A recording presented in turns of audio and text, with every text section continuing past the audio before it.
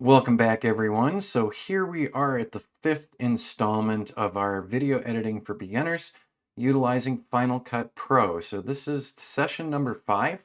And as I promised previously, in this session, we're going to talk about exporting our final product and a couple things that go along with our exporting. So a couple things that we glazed over way back in the beginning.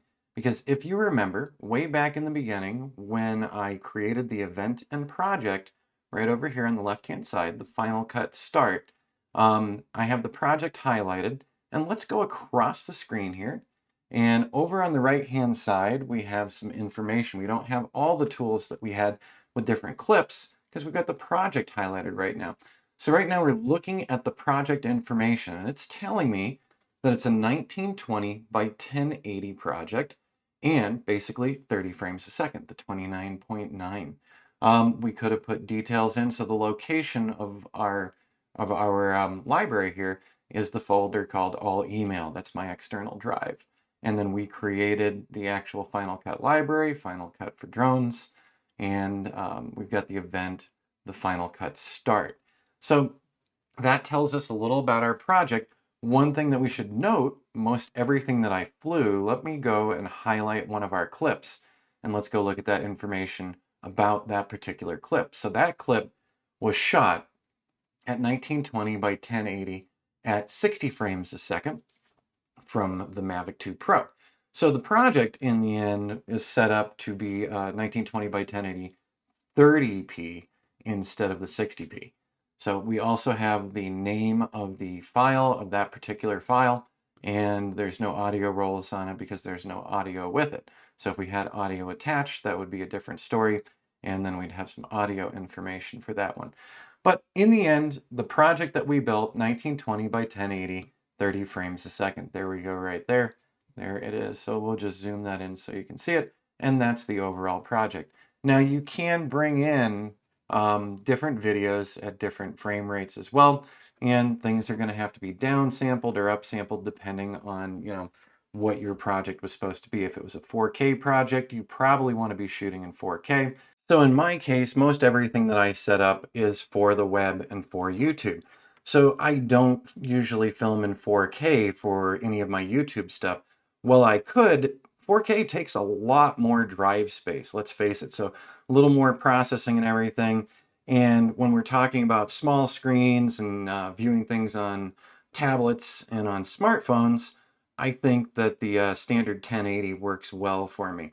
But that's also a topic for higher end stuff going on and going forward. Since this is a beginner's get together here, everything that I shot was 1080, either 60 frames a second or 30 frames a second.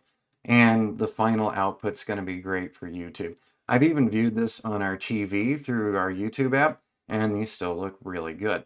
So if we're calling this done, let's go ahead and say, yeah, this is the project. We want to upload this. I've just highlighted everything. I just clicked and dragged in here and highlighted everything. Now we've got a couple of ways to go with this. Under File, we can share. So we've got a sharing button right here under File, and it's got a couple of different styles here. And you can create more destinations as well, but we have an export the full-size file. We have Apple devices 720, Apple devices 1080, Apple devices 4K. So we can select from several. Now, we also have, outside of that file menu, over here, upper right-hand corner, we have a little button here, Share the Project. Let's go ahead and click that real quick, shall we? So under Share the Project, we've got an option for DVD. I don't even know if anyone has DVD burners anymore. We've got an Export Default. We have Apple devices 720, 1080, Apple devices 4K, and we can add destinations. So we can create more export destinations, like the YouTube and Facebook and others. So we could have more in here if we added to them. Since this is a beginner's class, what I would prefer to do here, since we've got everything highlighted, is I want to select Apple devices 1080. So I'm going to click on that. And when I do that, we've got some information here. So our info, number one, we've got our title, and that title came from our project title. So if you look over here, 1-Final Cut Start. And so we've got the same name here. We can rename this to whatever we'd like to, and we can export it most anywhere as well. Now, this we've got a little description here, so we could add description, also the creator information, and tags if you want to use them. Once again, another advanced topic for down the road. By the way, if you've enjoyed this series, let me know down in the comments on any one of these videos. Let me know in the comments if you'd like to see us expand this into doing some higher end editing, some higher end exporting. You get the idea. So if this has worked for you, and I know a lot of folks will probably say this was too introductory, very much for beginners. We're all about beginners here on this channel. We want to help new people ease into their drone businesses or their video businesses. So, okay, under settings, I just want to show you this. So the format could be Apple devices, or we could do under mastering, video and audio, video only, audio only, or now we've got Apple devices, computer, web hosting. Now, depending on which one of these we select, that's going to change our estimated file size. So I'm looking right here, 116, and so that's a nice small one since this is a very small video. But if we were to change this, if we were to take this and say video and audio mastering, I want you to see the file size change. Okay, we just went from 100 and something megs to 1.76 gigs. This is huge. This is going to take a while to upload to YouTube as well. So in this case, I like to go with their pre-set up ones. I usually utilize Apple devices. And I know that there'll be some high-end experts out there that will say, Rich, you shouldn't be doing this, and you should actually change it to this, that, or the other. I understand that. Once again, we're going very beginners oriented here. And we can also look at our resolution here. So depending on what we change this to, let's go back up to that video and audio mastering where it gets huge. And then we have a lot of options for the source for Apple ProRes. We're not going to go down that rabbit hole right now. That's a lot. That's higher end information here. And if you're just trying to start getting some small videos up to YouTube to start your video editing practice, then I would sincerely say, let's go ahead with that preset, Apple devices, much smaller file. It's an M4V file, and this is going to be easily used, easy to export. So, all right, we've got that. I'm going to go down to next here.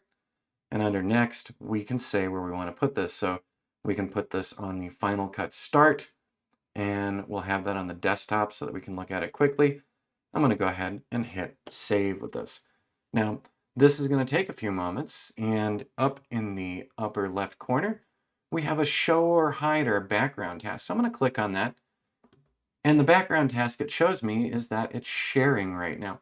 So it's almost done. Once again, this was a very short video, but look at how fast that is on the M1 Mini. Just awesome. I'm going to minimize this now. And on my desktop, there it is. 1-Final Cut Start. So this is the final video that I could now upload to YouTube. Let's take a look at it. And I'm going to turn the audio off because the audio didn't really work well coming across my noise cancellation for other things going on here. But I'm just going to move my mouse out of the way. So this is the assembly of our clips. This is where we added titles. This is where we added transitions, added this crazy little arrow here. So it looks to me like this video is coming across very nicely. Also, it even pulls up that little iPhone that we had demonstrated before for our titles. So all of this stuff is coming through and looking the way we want it. And there's that picture in a picture. And then remember, we move that picture in a picture down to the lower right side afterward as well. So there's our other transition with the cube switch instead of just the standard transition. And yep, this is looking great to me. We can even fast forward this a little bit if we want to. And we can see them bringing the panel up, and then we have our final title. So there you have it. We have actually made our little intro video here. Now, once again, I want to come back and cover this a little more. If you're filming in a different format, you need to think about how you're going to be doing your YouTube videos afterward. So for instance, let's say we want to create another new event, and we'll just call this event 2. And that is going to end up in our projects because we've got create a new project. And here we go. We have a lot of different formats that we can work with here. So like I said, I flew 1080, 60 frames a second with the drone, but I could have done 4K or 2K, 5K, 8K. We have a lot of options in here. So when you're starting your project, and the reason why I didn't harp on this too much in the beginning was to get you going. But when you start planning your video projects, whether they're real estate, for fun, showing off interesting areas, keep in mind what you're shooting with. So your ground-based cameras, your drones, whatever it is you're shooting with, you should probably have some consistency across the board that that's what you're going to be filming in. So if you start out doing 4K, then I'd suggest making sure that all the video you capture is 4K as well. If we're looking for simple, small stuff for the purposes of YouTube, the 1080p high def is going to be just fine. But if you're doing one of these higher end projects and you've gone beyond this tutorial series, when you're setting these up, have it in your mind ahead of time that what you're filming for this project matches up with the project's settings. So for me, I'd be doing 1080 again. So I could do 4K, but a lot of what I filmed was not in 4K. It was in the standard 1080p high def. And with that in mind, we stuck to the 1080p. We did, however, do the 60 frames a second instead of 30 frames a second. And I did that in case we wanted to do some slow motion stuff. Sorry, I'm going to go ahead and cancel this now. So we have exported it and it's ready to go. And with that in mind, we've kind of gotten through this, this beginner's Final Cut tutorial series. Now, like I said earlier, if you'd like to see more from us, please let me know. But as I also said at the outset of this, there's a lot of great videos on using Final Cut, Davinci, Premiere. They're all out there. They're all on YouTube.